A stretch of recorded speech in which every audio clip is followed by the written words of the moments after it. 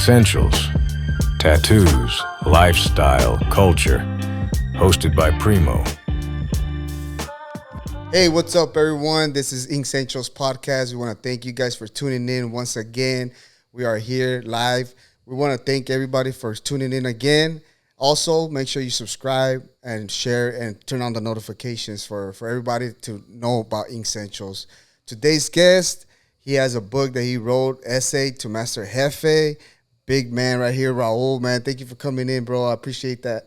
Thank you, brother. I appreciate you. Thank you for having me. Yeah, man. So, my boy right here, I kind of came across you on social media. The one thing that stood out to me was that you're from South Central. We kind of grew up in the same areas. And then, of course, your book, man, that the whole story behind it, the way you transformed yourself and became the jefe that you really are, you know what I mean? And honestly, man, for me, inspirational. And the thing that really blows my mind right now is the fact that we family now. Yeah, we are, bro. We're extended family, but we're family, bro. Yeah, at the end we of the extended day. family, man. So, yeah, man, let's just jump into it, bro. First, let's talk about your life a little bit, the way you grew up, and let's tap into your tattoos. But first things first, you know what I mean? For sure, brother. What was it about your childhood and your neighborhood and all about that and the transformation, bro? I appreciate that. But first, I want to give you your salute, bro. Salute, respect, brother. You've come a long way, bro. I appreciate that. You know, just to look around and see the studio, your podcast, your tattoo shop, bro. Man, salute, respect. You've come a long way. You too have a story, bro, that many should be inspired if they're not already, bro. So salute to you and thank you again for having me, bro. I appreciate that. Yeah, so my name is Raul Ramos, bro. I'm from Los Angeles, California. Father of two, Navy veteran. I was blessed to serve for 24 years in the United States Navy. That's right. I'm also the author of the book, Essay to Master Jefe. That's right. And I like to call myself a credible messenger, brother. And I now get around to inner city schools, inner city programs, juvenile halls, and share my story with the youth to inspire and motivate them and send a message to them that, hey, they too can succeed in life despite their past, despite the things that they got into and their poor choices. It's never about the setback. It's always about the comeback, bro. That's right. No, yeah, absolutely, man. So tapping into that whole mindset and everything, how did it come about to be able to say, like, hey, this is the way it's supposed to be? Yeah, brother. Well, when I was running the streets in the hood in South Central LA, as you mentioned earlier, I was about 18 years old at the time, and my daughter was born. She was a preemie baby. She had medical complications, and she wasn't supposed to live, brother. Right. She weighed in at 2 pounds, 6 ounces when she was born. She fit in my hand. Wow. She was in the hospital for some time, and we didn't think she was going to make it. Thank goodness she pulled through. And, man, now she's this 28-year-old grown woman, beautiful young lady, really proud of her. That's right. Doing good things in life, bro. But around that time that my daughter was born, my mindset was, man, I got to do for this little girl. I got to do something for myself before I become a statistic like a bunch of the homies around me at that time. At that time, we were having a war with the rivals across the way, and a lot of people dying. Right. A lot of the homeboys getting caught up, doing time. A lot of the homeboys getting strung out on drugs. Man, it was just, it was disaster, bro. It was like in the early 90s, huh? In the 90s era, brother. Yeah, bro, you know, that at the was height tough. the height of the crack epidemic era, the LA riots, all that stuff, gang wars. It was something else, the 90s era, brother. But yeah, during that time, I was like, man, I got to grow up now, right? It's time to grow up. I brought this little girl into this world. I got to man up and be a real gangster, right? Take care of the family, take care of my daughter, put shoes on her feet, clothes on her back, take care of business. And about 2 years later, bro, despite my past, the United States Navy allowed me to join. So without even knowing anything about the military, brother, I walked on over to the recruiting station in Los Angeles and was like, hey, I'm looking for an opportunity. This is my story. I'm trying to do better as a man, trying to do for my daughter.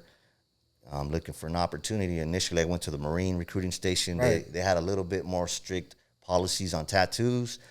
So respectfully, they kicked me over next door to the Navy talked to the Navy, man, and sure enough, went through the process. And next thing you know, I'm signed up and ready to go to boot camp, brother. That's what's up, man. That's Yeah. what's up. I did read that part when they said that the Marines rejected you first, and then you had to go next door. Yes. That's cool, man. Man, the Navy, bro. That must be like a whole experience itself, bro. Like just thinking, like I was reading your book, and just to think, like you're out there most of the time in the sea, you're in the ocean, and just being out there, a whole different world. I must have been talk about that, bro. Oh, for sure, brother. Throughout my career, mostly I was stationed on aircraft carriers. Aircraft carriers are the largest ships that the Navy have. Bro. Yeah, we have about 5,000 personnel assigned to an aircraft carrier when we're out to sea, taking care of business out there. Consists of sailors and Marines, both. Yeah. So the primary mission of an aircraft carrier is to launch and recover aircraft off the flight deck so we can go drop bombs on the enemy, brother. Of course. And support our ground troops, right? Yeah, yeah. As you know, we got bad guys out there, right, that want to do harm on our country, people our don't people. know, man. So we're out there, bro, taking care of business, and my job was to operate and maintain that equipment that launches the aircraft and recovers them. And there were long days, brother. Every day was a Monday.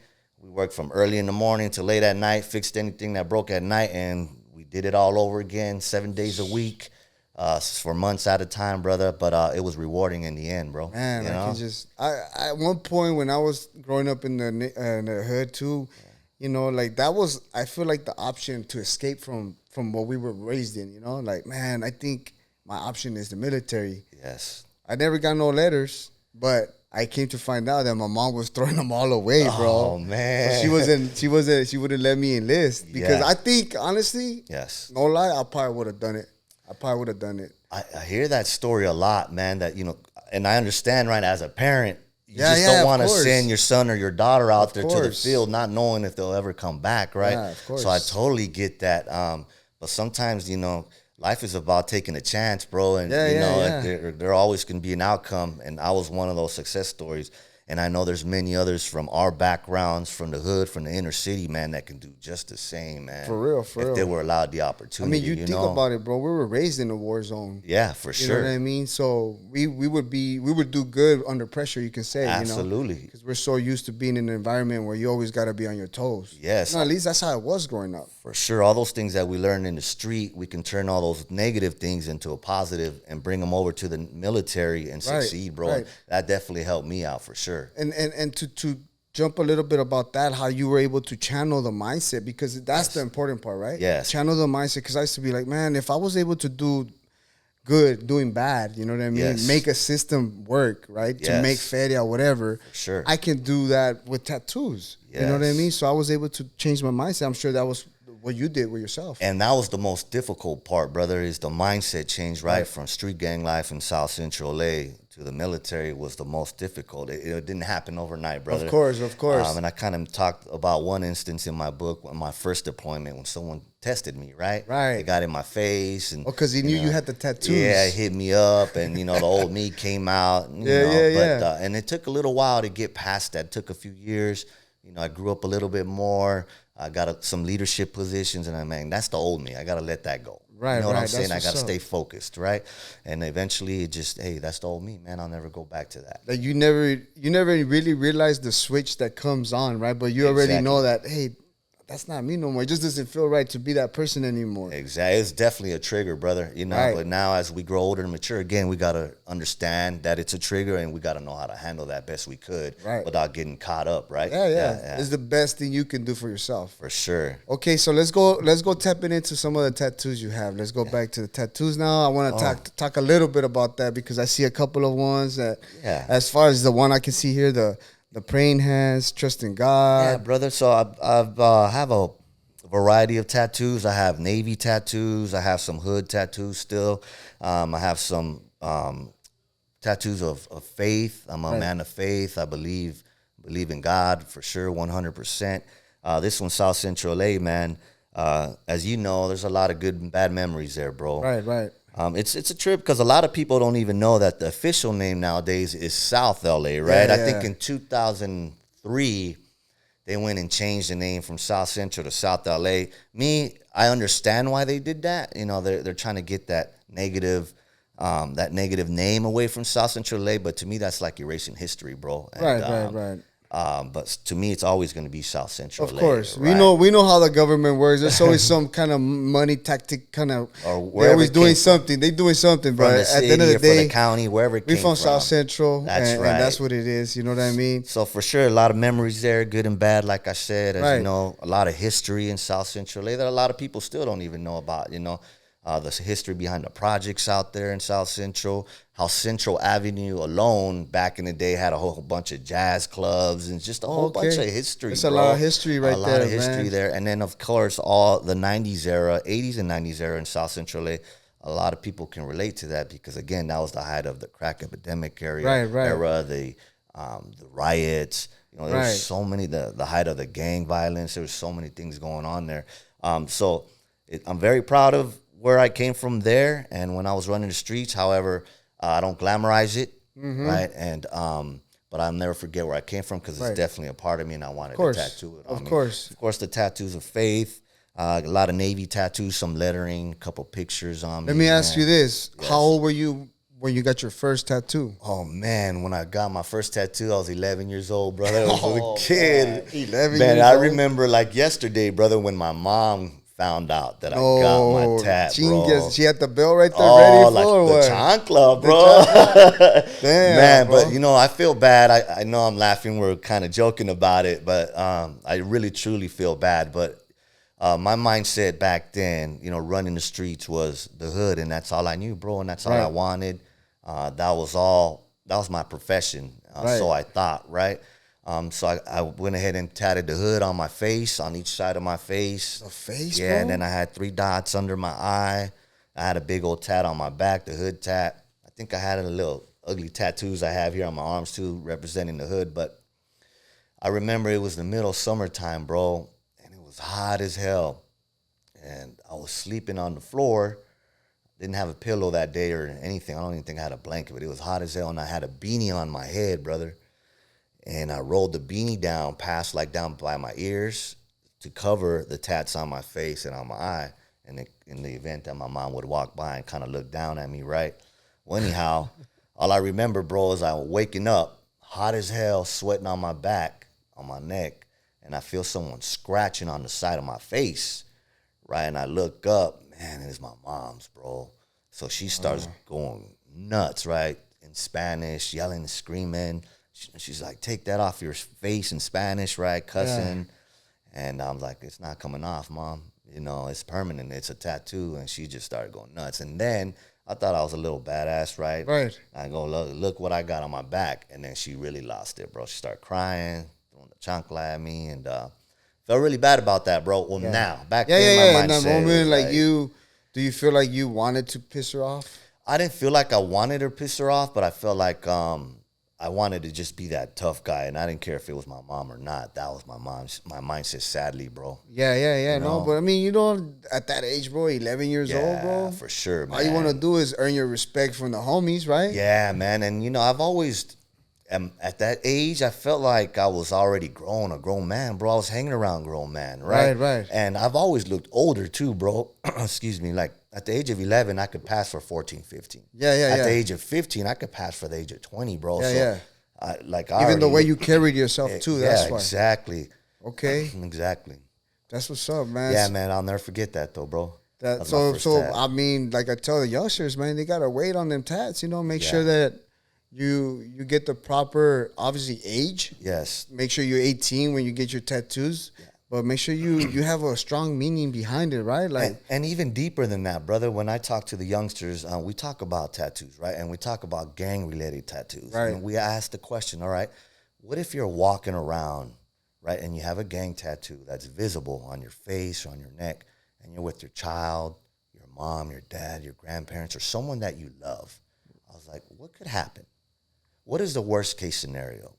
Right? Worst case scenario is they can get shot and killed. Right. Them along with their loved ones. Think about how that would make you feel. Yeah. That's a picture I paint. And I get it. We get that mentality. I was there. I understand. It goes in one ear, comes out the other. But I try to paint that picture like, hey, it could not only affect you, that gang tat that's visible, but it can affect your loved ones too. Of course. Not only that, what about opportunities, right? Nowadays in the military, if you want to join the military and many other companies or organizations, if you have a gang tat, it's going to be a big no-no. Right. You know, they don't want that. So it can cost you an opportunity. That's money out your pocket. There's so many things that one gang tattoo, how could it could affect it does. you, It does affect. You know what I mean? If you were to ever get incriminated with anything, one little, I don't care how big it is. If it's as small as a penny, they can put a case on you because of an affiliation, Exactly. you know? And why would you do that to yourself? Yeah, I did the choice of not doing no tattoos, no gang-related tattoos when I really started taking my career serious. Yeah. Even when I was, you could say incarcerated, when I was doing tattoos inside, I would be like, nah, I don't really want to do gang tattoos, you know? You want to do some other type of lettering or something that was not gang related, then I'll be done. Because I'm not even a gang member myself. So I don't know, with me, it didn't really feel that, you know, that I was able to do it or I didn't want to do it, you know. But yeah, man, South Central, bro, it was tough growing up right there, man. And that was the thing to do in South Central in the 80s and 90s. I mean, we were the first ones with face tats, right? Like my specific area, we were doing it on the sideburn area, right? That was our thing. Next thing you know, they got them on the face, and next thing on the neck, and the back of the head, and man, it was real raw, man. And it was with those homemade tattoo guns, bro. Those didn't feel good at all, bro.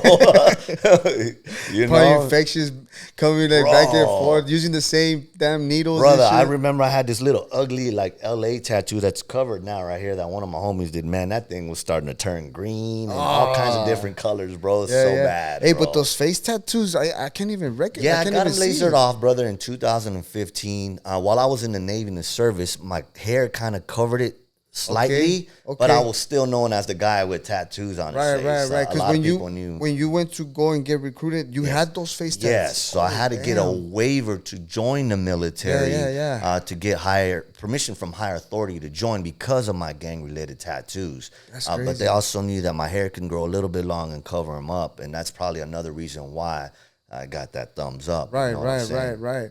Damn, man. So I noticed that in your book, you also talked about how your homies actually backed you up on your decisions, you know, and they supported you and not have to be dealing with the hate part, like you said, like, because some gangs, they won't allow you just to go ahead and just walk away from this. And to me, that's just, you're the chosen one to be able to do that because you're on a mission, you know? And that's respect, brother, and not many made it out of that environment in South Central in the 90s era. So if one of the homeboys made it out, hey, man, salute. I wish I had that opportunity, and that was the homeboy's mindset. But I tell these youngsters nowadays is that, hey, man, you may not be as fortunate as me. Like you just alluded to, nowadays, they'll kill you, man. Right? Yeah. At a minimum, you're going to get a DP, which means a beating. Right? So you may not be as fortunate as me. Every era is different. Every hood is different. Yeah. You know what I'm saying? I think about like now because of back in the days, we had that old school mentality, you know, where we have like, all right, you know, we respect that, whatever. But now, like you say, there's a lot of hate going on out there that you can say, yeah, don't worry about it. And the next thing you know, they go and put a hit on you or something. Yeah, you know? And it's tough, bro. It's a tough decision. But I salute you for that because I know the pressure that you must have felt inside. Yeah, for sure. But like you said, you're a man of faith. Yes. So you just said, you know what, this is my decision. I feel like this is what I need to do. And then, like I said, man, I salute you for that, bro. Thank you, bro. Appreciate that. So moving forward now, you already back to the military, right? You're out there, and I noticed that you're talking about in the book that you faced a lot of kind of like racism in there. You know, as you know, racism is everywhere, brother, and in the military. But for me, it was indirect racism. Racism is what I call it. No one went and just called me, hey, whatever they wanted to call me and be racist, but indirectly, there were certain ways where maybe they treated me different than the next person, or they kind of doubted me because of the way I looked, or or the way, you know, I moved. But to me, again, I stayed focused, right? I bit my tongue. Yes. Right? I was like, that's the old me. I'm not gonna punch him twice in their eye, right? That's the old me. I gotta focus. I got a mission to take care of, and sailors to take care of. More importantly, I got 2 kids to take care of.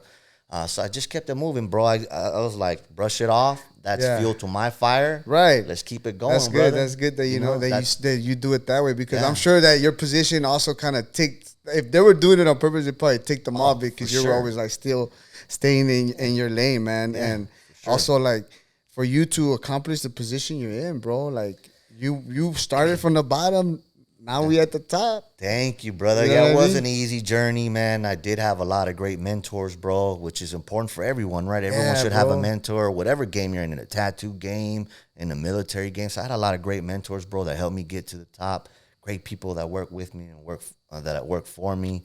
Man, one of the things that I really miss most about serving is the people, bro. Hands down, no question. People from all walks of life, all different hoods, colors, religions, and man, yeah, that's one of the things I definitely miss, bro. That's what's up. I think that's what I like about the tattoo industry too, because we get to travel and stuff, and I get to meet other people from different states and everything, and I always enjoy that, man. It's a blessing in my life. Yes, you know what for I mean? sure. So being in there with different walks of life and doing all of that, man.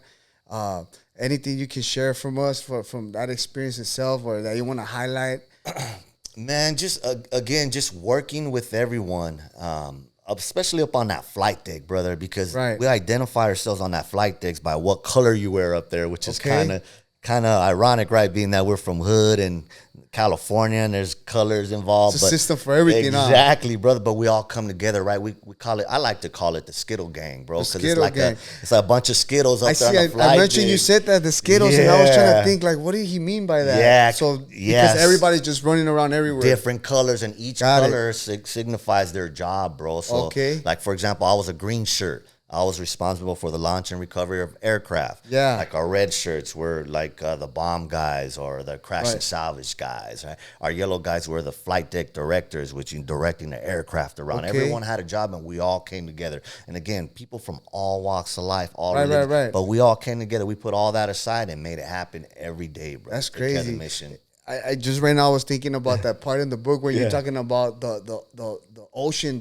It was like the waves are coming on top. Yes, and big, I mean, you're saying it's a big boat, right? Like a big ship. I'm sorry. So it's a huge ship, bro. So that one time coming down South America, like the ship is so huge, but I've never felt a ship do this, like rock back and forth on a huge ship like that. Crazy. The waves coming up on the flight deck, bro, and we were actually, a lot of us were actually sick. I know I'm gonna get laughed at for that, but yeah, because the smaller ships, bro, you know, they rock and roll like nothing. There's some guys that are like, oh, that ain't nothing. But you throw us guys that have been on an aircraft carrier our whole life and throw us on a small one, we're gonna be like, damn, I feel sick. So we get clowned a little bit, but that's the reality. But yeah, man, it's crazy, bro. I can't even imagine how it must have felt being on that. You thought you were gonna tip over or what? Yeah, for sure. And a lot of people do tip over into the water sometimes, bro. And the whole crazy. Yeah, it is nuts. It's scary. You know how to swim though? I know how to swim. Yeah. I'm like, you know how to swim, big dog? Yeah, we do it. Growing up in South Central, we didn't know how to swim. Yeah, I know, bro. I did.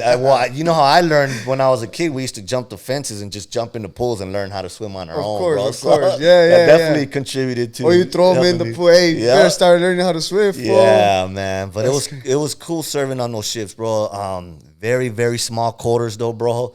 Like you had to have a lot of patience, man. You had to like very small quarters moving around. You know, crazy. You got to wait in line for everything, right? Think about it. You got 5,000 service members on a ship. You got to wait for everything. You got to wait to eat. You got to wait for laundry. You got to wait for medical. You got to wait for dental. It just is hurry up and wait, brother. Hurry up and wait. When it's your turn, hurry up. And when it's not your turn, be patient. Yeah. But once I hit the highest enlisted rank, which is E9 Master Chief, what a blessing, bro, because I had the opportunity to impact my sailors, right, in so many ways, you know, evals, writing their evaluations, which are like their report cards, writing their awards, helping them promote.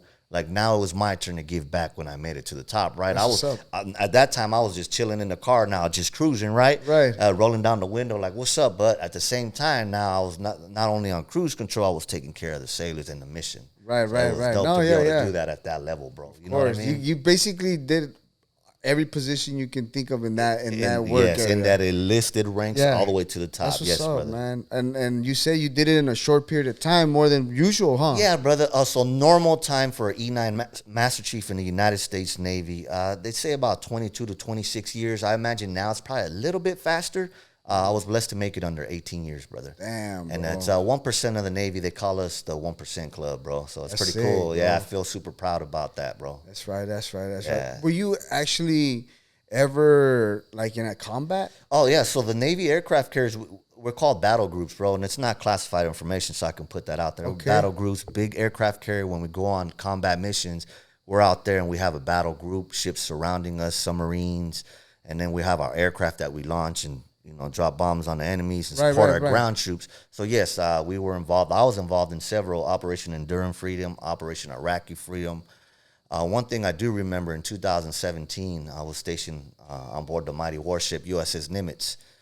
And Korea was acting funky around that time, bro. North Korea, they were launching missiles and testing missiles and just trying to act froggy a little bit, right? So that year, 3 aircraft carriers battle groups rolled up to their front yard, including us, the USS Nimitz, our battle group. Think about that. 1 aircraft carrier, all those aircraft on the flight deck, 5,000 people, our battle groups. 3 of us rolled up to their front porch. What's up, homie? What's up, man? What's up now, right? What's like, you up, want to get froggy? Jump. Let's do this. Damn. They didn't want any smoke, bro. That's crazy. They don't want it. Hey, but you know what? A lot of people don't realize all these things are being put really, out there. They really don't, brother. And that's why I say to people, look, and I'm not being biased, if you do see a service member, just tell them thank you for your service, because a lot of sacrifice comes with that. And the truth is, without our military here in the United States being out there and being on the waterfront or on the ground or in the air watching over us, bro, those countries would be over here invading us in a heartbeat, bro. In a heartbeat. That's why we'd all be slaves, bro. Gotta be thankful that, for sure, man, bro. we are in the best country in the world. For sure, bro. 100%, man. That's what's up, man. Yeah. What are the places that you've been to, bro, that you can say? Man, bro, I've been China, Japan, Australia.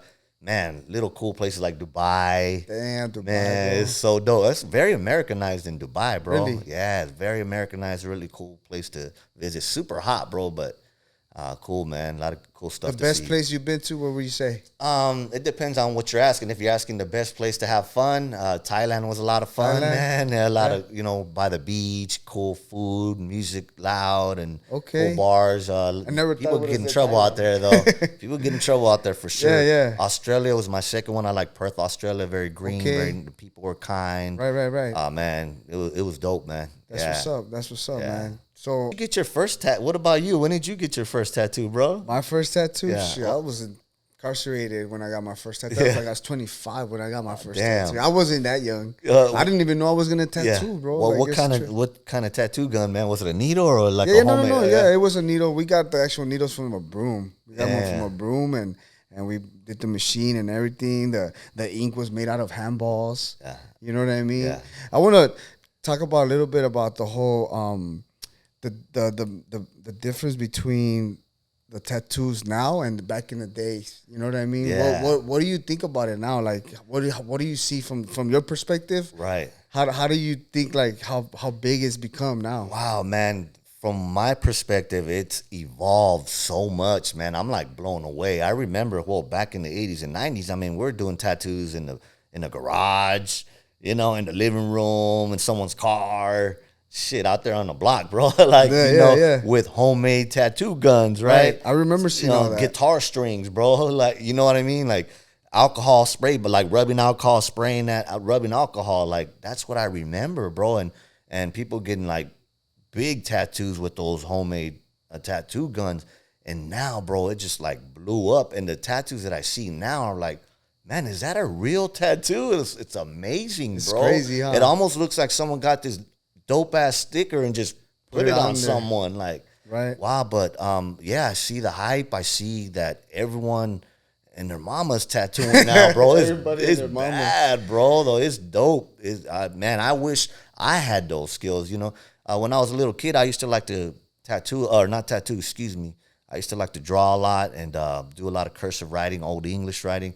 And in the hood, I'm not proud of it, but I was the chosen one to go and strike up on the walls. Oh, yeah. I seen those pictures, bro. Yeah, bro. I had some pretty good. You had a steady hand, fool. Yeah, I did. I seen them big ass letters. Just like, okay, you gotta have some talent to be able to do a little those. bit, brother. Yeah, again, nothing I'm proud of because I understand that I was destroying property, but that was our mindset. Of course. Nobody's right. gonna tell you nothing because you did that a long time ago, bro. But I'm blown away, man. I'm a big fan of very dark shaded. Shading tattoos, man. I see a lot of artists, man, with that. You gotta sit on my chair, bro. When you gonna come and sit on my chair? I think, I need to tack my other leg some more, bro. Right, gotta make it happen for sure. Well, maybe get to tattooing right here, get in the let's do it. You know what I mean? For sure. I noticed you got a chessboard, bro. You play chess or what? Is that Yeah, for yeah. show or you really play? No. Oh, I there could you play, go. a little bit. I could play a little bit, but Okay. you know, I gotta sharpen up. It's been a while. I'm not gonna lie, but you play? Oh man, yeah, I played, bro. Like, well, I used to play a lot, so I learned how to play in the Navy, bro. It's Okay. a trip. So one day I remember we came down off the flight deck. It was downtime, and I saw this Filipino sailor, older cat, man, and he was playing on a table with another guy down in our berthing area where we sleep. And all I remember is hearing, and I didn't know anything about chess at that time. All I remember is hearing him say, check, check, check, and then checkmate. Like all the time, bro. Like he was, like people were lining up to play, and I was like, damn, he must be really good. Well, one time I came and I asked him if I could play, and he started showing me how to play. And next thing you know, I'm playing with the clock, bro. So I got really, really good. And then on some downtime, I would, play speed chess. And I even got online a couple times. Speed chess. Okay, so my boy I'm a got the thinker. talents. I'm a Yeah. fast thinker.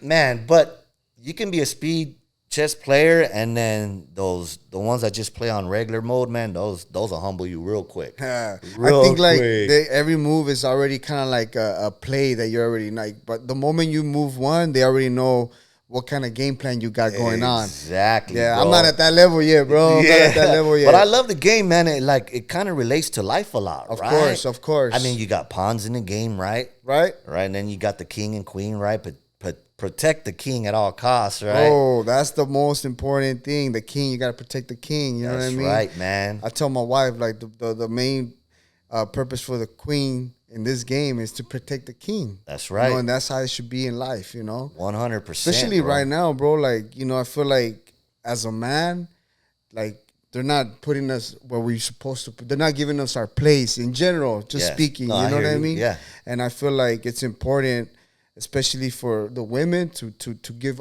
the man his place and to be able to let him know that, hey, you're the man of the house, and what we're gonna do is that's what it's gonna be. Obviously, the man has to step up and be the man. He That's can't right. be just playing around with that position. But, For but sure. yeah, man. I agree with that. And if the women are doing that for us, hey, we need to give that in return for sure. Of course, They of deserve course. it right back, right? That's what's up, man. Hell yeah. So chess, we probably get a game after Yeah, this, we bro. should, bro. Yeah. That'd be Probably dope. whip my ass, but we'll probably sure get a game, bro. Love it. So, okay, now I want to keep moving forward, and I noticed you're promoting your book, man. How's that going for you, bro? Man, it's been a blessing, brother, to be able to promote my book. It's opened up so many opportunities, so many doors for me to be able to get around the inner city schools and programs, to get in front of big companies, professional conferences. One of the highlights was, man, I got in front of Disney, bro. It was pretty cool. That's crazy. Disney out in Anaheim. They had the ESPN cameras in there. Got to share my story with them, some executives. They casted it throughout all their locations. That's what's up. On the East Coast, West Coast. So it's been great. What made me want to write the book was so many people just telling me to do it, brother, from the beginning. Right. And people in the military, like, hearing my story. They're like, man, write a book, write a book. That's right. And during COVID, I was on a deployment, and they're like, man, write a book, write a book. I was like, the world needs a feel-good story right now. Let's do it. Okay, that's what's And up. that's how we made it happen, bro. It got out to the world, and again, it's opened up a lot of opportunities So for you me. actually went in and started just writing? I just started writing away, bro. That's All what's up. caps letters, bro, is how I started. All caps. In 2 weeks, I was done with the initial first draft of my book, bro, of the story. Damn, bro, that's Yeah. what's up. Hey, you started. Yeah. Was it hard for you to start, or? Not for me, brother, because I've been blessed. The military, oh man, taught me a lot about writing, bro. Okay. Because we have to do a lot of paperwork, Okay. awards or maintenance documentation. There's so much paperwork we have to take care of, which taught me a lot. So for me, writing was easy because I already knew my story from the back course. of my head, bro, like nothing. So I just imagined that someone was sitting down next to me and I was telling them my story, and I wrote it in all caps, all ugly, brother. That's crazy. And that was the beginning of it, for That's sure. what's up, man. It almost feels like you already was like, like it happened because you were gonna do it. Like that's why it came easy to you, For sure. The main goal from this is to have some kind of maybe mini docuseries or That's on what's up. Netflix or any kind of streaming service that's willing to take it, right? Netflix, come on, Let's get do it. it. Call my boy right here. He's ready. Yeah. or maybe even get it on the big screen one day. We're working towards that. I got a management team, and we'll see That's where right. that goes, Hey, bro. bro, I We'll love see where that military goes. movies, bro. And Thank honestly, you. like that, like your story is unique. It's in its own. You know what I I mean? appreciate that. Thank you, bro. Because at least me, like man, like I said, I grew up in South Central, so I know for sure that if you can get out of there and make a good thing out of it, it's just a blessing, man. Thanks, bro. I appreciate that. Yeah. So you still running marathons or what? Man, no longer, brother. I don't think I got any cartilage left in my knees or my back anyway. Yeah, Right? you ain't doing that no more, huh? No, brother. I stopped running ever since I moved away from San Diego. I stopped running, brother. I used to run along the coast a lot in San Diego, and now here out in this area in the Inland Empire, not too many places to run, brother. But maybe one day I'll get back at it. That's One of right. my goals was to run the LA Marathon. I run the San Diego Just Marathon. wait, just passed on. That there was one recently. They Yeah. do one every year. Oh, they do Yeah, one I every ran year. one. Sheesh, I think it was 3 years ago, maybe 3 or 4 years ago. That's what's up, man. Man, respect to anyone who runs a marathon, brother. I tell Yeah, you, I did one. Anyone? Oh, Like you ran one too, a brother? short one. Okay, One. got It it, was got like man, bro. The next day, Oh yeah, make sure you got shoes to run on concrete, bro. Because for sure. me, I mean, I'm getting to that age where I'm starting Yeah. to feel the pain everywhere, yeah, bro. for sure. But hey, man, honestly, how important is it though to make sure you have be a physical life and be on your top of that? Man, if you don't take care of yourself, man, you're gonna feel the long-term effects, man. And it's crazy you just brought that up because 3 of my homeboys from back in the day from the hood, they passed away recently, man, from health problems, bro. So it's very, very important to take care of yourself, man. You can have those long-term effects, man. And They got all you just kinds of never shit know. cracking out, busting out some flu here or Yeah. you know all kinds of crazy stuff now. And as you age, man, you just want to look good and feel good, bro. You know what I mean? You got to Yeah. watch what you eat. You know, I'm not the best eater. I love to eat. I try to watch my intake, you know. Right. I exercise 4 to 6 days a week. Nothing That's solid. hardcore, That's just solid. to maintain. Right. Right. I'm not looking to get big and buff. I just want to feel good and look good. You ain't trying to be no personal trainer, dog? Nah, brother. That's what's up, man. Nah. Hey, so what's next for you, man? Well, I see you going to these youth centers and all of that. Like, any big things that you want to talk about that you got coming up or what? You know what? I'm just going to continue to share my story, brother, and get it out there to the masses. Again, my main target is the at-risk youth or the youth already in that life, in hopes that at least one of them in every group that I go to is inspired and motivated and has that mindset change, When you're doing that and you're speaking in front of all these kids, do you kind of get to focus on maybe or say like which one of these guys is gonna be the one to make it out, or does that even come into your mind? Or? Absolutely, it does, brother. As I'm looking around, I can see that some are really, really focused, and some are like acting like they don't want to hear, but they are hearing, and some that man, they're just not gonna get it. And I get that, I understand that mindset. Sadly, we can't save them all, bro. Right, And that's right. the truth. Yeah. But yeah, it does come to my mind sometimes, bro. That's what's up, man. Yeah. That's what's up, bro.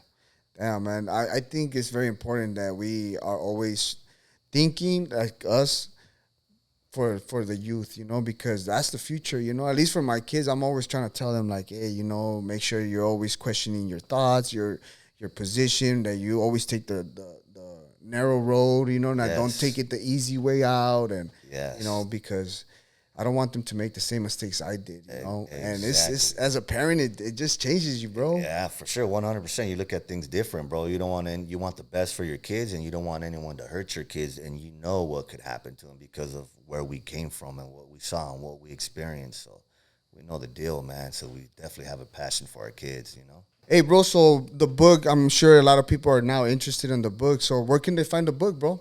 Thanks, brother. So my book is available in ebook, paperback, and also audiobook format.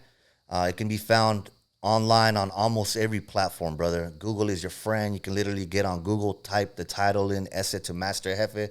It's available on platforms like Amazon, Barnes & Noble, my book partner, Book Baby Bookshop. So it can be found almost anywhere and everywhere, brother. There you have it, guys. So if you guys are interested in reading this book, which I recommend it because it's a really good book, inspirational for sure, man. You also do your signings. You want to talk about where you'll be doing your signings at? Yes, brother. So right now, I'm getting ready to start a book signing tour this year at Barnes & Noble. First one will be out in Ventura. Just watch out on my Instagram or my TikTok, Essay to Master Jefe, and you'll see time and location and all that good information. And also, if you're looking to invite me to be a guest speaker at your school or any inner city program or the juvenile hall, please email me at ese@masterjefe@gmail.com, and I'll make sure we get that to our management team, or we'll get it on the schedule, make it happen. That's right. That's right. You guys heard it, man. Well, hey, thank you for coming through, bro, for sure. Thank you again, and bro. This one's for the youth, man. Honestly, if you got kids and you want to show them about the whole situation, how he was able to turn his life around, and let your sons or daughters hear this, man, because it's really a good message, man. Thank you for coming by. Hey, everyone, make sure you subscribe to the channel. Turn on those notifications and let them know, man. Essentials is where it's at. That's right. Salute, brother. Hey, Thanks again. thank you, bro. Peace. All right. You're out of here.